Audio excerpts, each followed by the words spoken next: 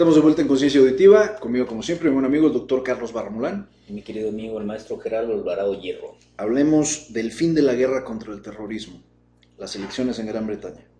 Sí, esperemos que el fin se refiera al fin, al término y no al propósito como tal, ¿no?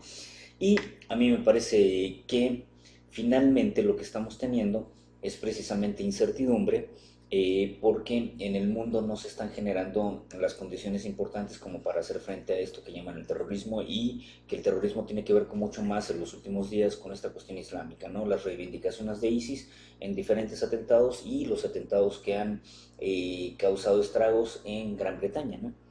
Estamos que ha puesto, hablando que ha puesto en entredicho a la primera ministra, ¿no? muy en entredicho. Theresa May está con un pie afuera. En los años, bueno, el año 2001 en particular, el 9 de septiembre, el ataque sobre las Torres No, el 11. Gemelas, el 11, perdón, el 11 de septiembre, 9-11, el 11 de septiembre que se dé el ataque sobre las Torres Gemelas con, curiosamente, casi todos árabes saudíes sobre las Torres Gemelas, viene por primera vez un momento en el que hablamos del terrorista árabe como esta figura arquetípica que domina nuestros verdaderos terrores, nuestros horrores. Claro, un ser que no tiene vacilaciones, que no duda, ¿no? Y eso lo hace temible.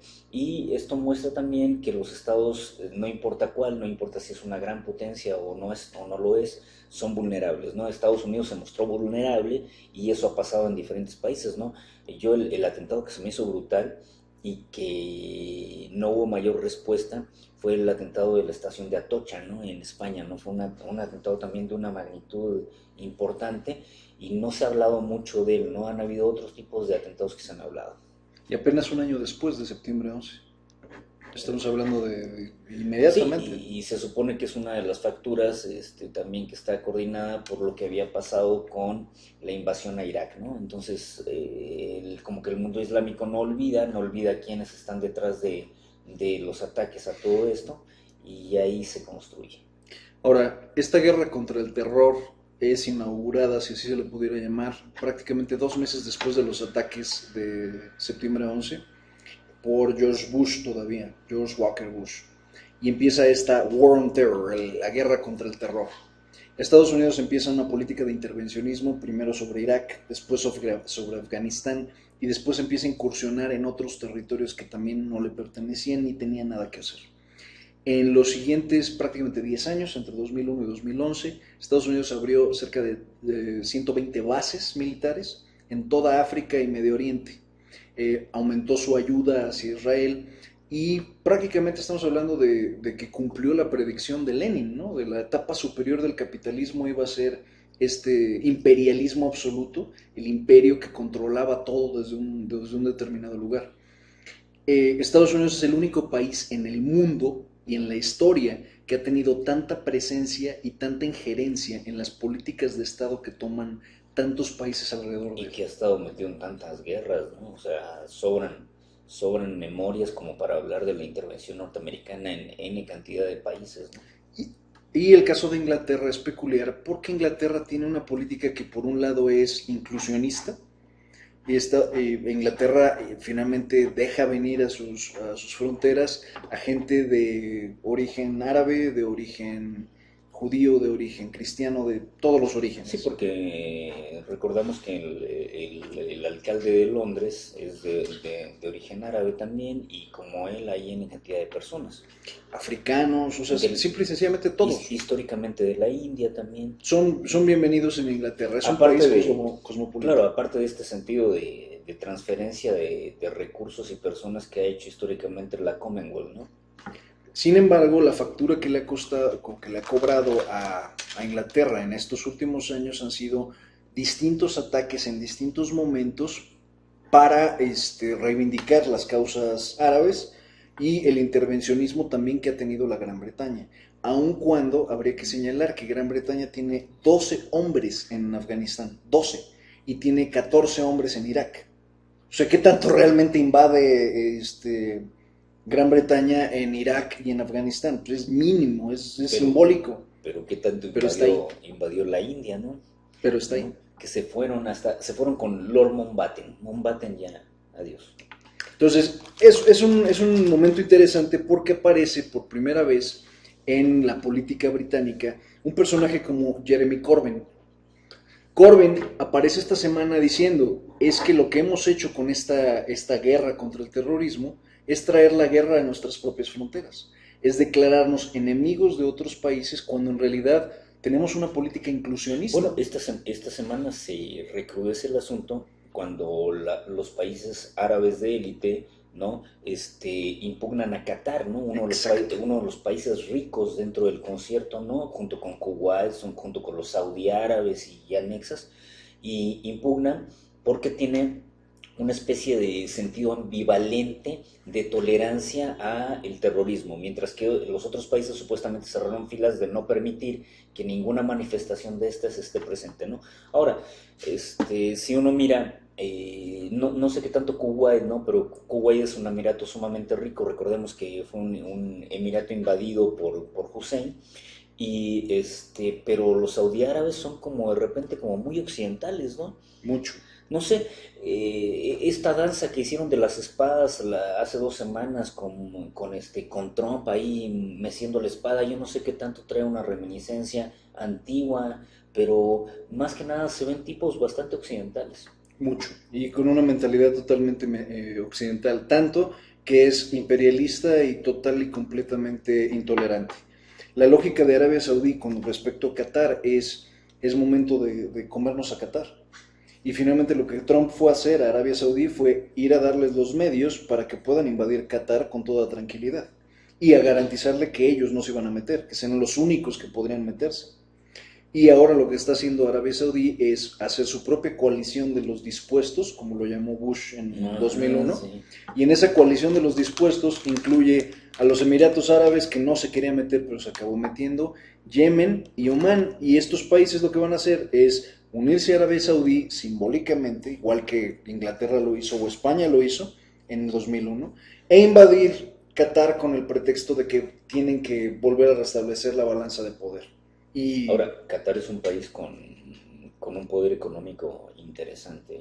y una cantidad de petróleo Sí, no, no. impresionante. O sea, es uno de los emiratos de los países ricos, ¿no? Dentro del orden. Pero ojo, nuestros demonios, como lo son ISIS, como lo fue Al Qaeda, fueron nacidos de Arabia Saudí. Sí, porque si te das cuenta, lo de Al Qaeda como que ya está de lado y Está ahora de es, salida. ahora es ISIS, ISIS es ISIS, todo. ISIS. Ujú. ISIS finalmente es un producto de Arabia Saudí queriendo generar un contrapeso en Siria a petición de Estados Unidos.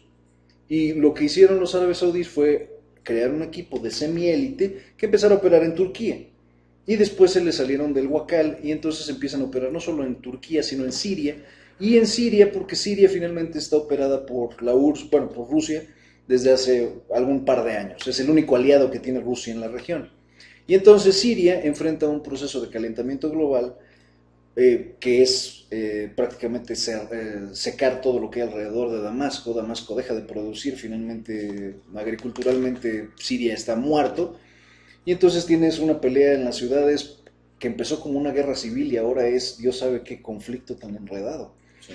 Pero tienes un montón de Vietnams por todos lados. Qatar va a ser un nuevo Vietnam, nada más que ahora entre Arabia Saudí y otras potencias, y tienes un Siria que es lo mismo, es otro pequeño Vietnam, como lo fue Afganistán en los 80, es muchos intereses petroleros, mucha intención de hacer imperialismo, y es interesante en el marco de todo esto que Gran Bretaña es uno de los primeros países occidentalizados imperialistas que está diciendo, aquí vamos a pintar la raya, y ahorita nos salimos de esto, de la guerra contra el terrorismo, desde esta locura de marginalizar al resto del mundo, al tercer mundo incluso, y decir, háganse bolas, en la esperanza de que eso sea un gesto suficiente como para evitar estos ataques terroristas o esta lucha asimétrica de un solo sujeto con un cuchillo lanzándose contra un policía o atropellando gente en el puente de Londres, etcétera. Que no está exento, ¿no? Y habría que ver si económicamente es viable este aislacionismo que está planteando después del Brexit, la Gran Bretaña, ¿no? Vamos a ver si no les va a pasar alguna factura a la postre, ¿no? Pero siempre han tenido interacción tuvieron y han tenido interacción con la ECO. Una de las primeras medidas de autonomía que hizo la Gran Bretaña fue preservar la libra y no permitir el euro. Es decir, hay cosas que siempre han primado ahí, ¿no? Jeremy Corbyn, quien probablemente va a sustituir a Theresa May. Esta semana Theresa May tenía, hasta el martes, tuvo la mayoría absoluta del lado de los conservadores. Ya perdió la mayoría absoluta, ahora es una mayoría bastante relativa que se pelea con el Partido Laborista. Y Corbyn es, o se ha interpretado por varios expertos, como una versión de casi Bernie Sanders versión inglesa. Ay, no suena mal. Que es un hombre más progresista, que es un poquito más liberal, que está hablando de las cosas como son, no las quiere embellecer, no está hablando en hipérbola. El hombre quiere ir al grano y quiere ir a lo que es. Va a ser interesante porque lo que sigue después con Corbyn es si va verdaderamente a sacar a la Gran Bretaña de la guerra contra el terror, quiere decir que reducirá la participación de Gran Bretaña a la OTAN. Y junto con esa reducción de la OTAN vienen con las consecuencias que vendrán de Estados Unidos. Y junto con esa, la readmisión o no al Brexit o la continuación del Brexit, que eso es lo que se va a discutir con Corbyn. Sí, porque es muy probable, después de que mucha gente no supo cuál era el rumbo de la Gran Bretaña y muchos no votaron, y algunos de los que votaron, muchos no sabían que estaban votando tampoco. Entonces a lo mejor retrotraer esta iniciativa del Brexit, dejarla de lado y volver a la ECO no está tan descabellada, ¿no? Ahora, no sé si escucharon las declaraciones de Angela Merkel, que ayer andaba en México. Por cierto, creo que hoy se va. Se enojó profundamente con Trump y dijo, si antes confiamos en Estados Unidos, a lo mejor llegó el momento en confiar en nosotros mismos, y dándole a entender también a Gran Bretaña, dice, pues si ustedes no vienen, nosotros podemos, solitos. Eso está interesante. Estamos preparándonos para un mundo como se veía en los 1913, en los 1912. Peligroso, fragmentado. Un mundo fragmentado, sí, sin liga de naciones, un mundo que ante ese aislacionismo, el siguiente efecto para la siguiente inmediata generación de políticos, de jóvenes que lleguen a tomar el poder, se convierte en la xenofobia. Porque no, aunque no lo parezca, pese a todo lo decorativo que puede haber funcionado la ONU, realmente muchas de las distensiones que se hicieron históricamente se hicieron en la ONU. Y el hecho de que no haya este tipo de acuerdo entre naciones y que haya empezado a haber nuevamente esta etapa de fragmentación que se está viviendo es peligroso. Mucho, muy peligroso. Es peligroso, ¿no? Alemania 2 veces nos llevó a una guerra. A lo mejor ahora no es Alemania, pero sí pueden haber otros factores para que la fragmentación incida en la no cooperación internacional. Los países más, vamos a llamarle, probables candidatos a convertirse en el próximo blanco de una guerra podrían ser Corea del Norte, Siria, Irán, Irak, sí. Yemen o Qatar incluso. Todos estos países con distintos intereses o distintos botines que repartir, y países que con mucha facilidad podrían desatar una tercera guerra mundial. Sobre todo quizá la mayor lista Irán, y Corea del Norte. Ahora, después de la invasión a Irak de Estados Unidos, si hemos visto la tendencia, el petróleo no es una preocupación para las grandes potencias, o sea, ha disminuido su valor en los mercados. Pero es interesante que lo menciones, y esto es parte de nuestro otro tema. ¿A quién beneficia realmente que Donald Trump se haya salido de los acuerdos de París? O sea, ¿quién se ve realmente beneficiado? Ciertamente no el planeta se lo lleva al demonio, pero quien realmente se ve beneficiado son los hermanos Koch, la gente como los Rockefeller, los Rothschild, etcétera, los multimillonarios varones del petróleo en Estados Unidos son los que se benefician de que los acuerdos de París se vayan al carajo. Los árabes petroleros, prácticamente Emiratos Árabes Unidos, Arabia Saudí, Omán, Yemen, Qatar, todos ellos se ven beneficiados del hecho de que el petróleo siga siendo la fuente principal de energía, aun cuando los acuerdos de París proyectaban a que el mundo entero buscar alternativas, tuviera ya incluso alternativas para dentro de 50 años. En 50 años ya prácticamente no usar el petróleo. Estos es por ambición, es una cuestión de poder político lo del petróleo, no tiene que ver solamente como una energía viable, ¿no? Entonces su manejo no va a desaparecer así como así. Y eso va a retrasar mucho las cosas, y cuando estemos en ese punto donde exista una tecnología lo suficientemente asequible, eficiente para sustituir efectivamente el petróleo y pegue, como lo fue en un momento dado con Lula el biodiesel. O sea, cuando sea ese momento exacto en el que haya una mejor tecnología, sea asequible, fácil de producir y realmente lo haga, va a ser interesante, porque ese nuevo país que se atreva a hacer un cambio dramático es el país que va a desatar o una revolución en su propio país, o es el país que va a ser objeto de una invasión o declarado rebelde ante las Naciones Unidas o la OTAN o Estados Unidos o la lista de Trump. Es muy interesante porque todo esto va a empezar. Empezó Bueno, con el Brexit nosotros le y seguirá con cambiamos, estas nosotros elecciones. le cambiamos la lógica orgánica al propio planeta muchas veces. Entonces, a nivel bio, nosotros hemos incidido en la degradación del mismo. Vamos a ver, supongamos, digo, a lo mejor yo ya no lo veo, pero si se plantea este escenario de empezar a sustituir energías, si estas energías, ¿qué tan viable van a ser? Si se va a poder rescatar, si las futuras generaciones van a tener este algo mejor de lo que tuvimos, no sé. Me parece, O ya no lo obtengan. pues yo no sé en qué mierda se va a vivir, porque de repente todo lo que hemos visto con la Ciudad de México, que es prácticamente difícil vivir ahí por la polución y todo lo que existe a nivel de contaminación, yo no sé qué tanto sea manejable en otros países, ¿no?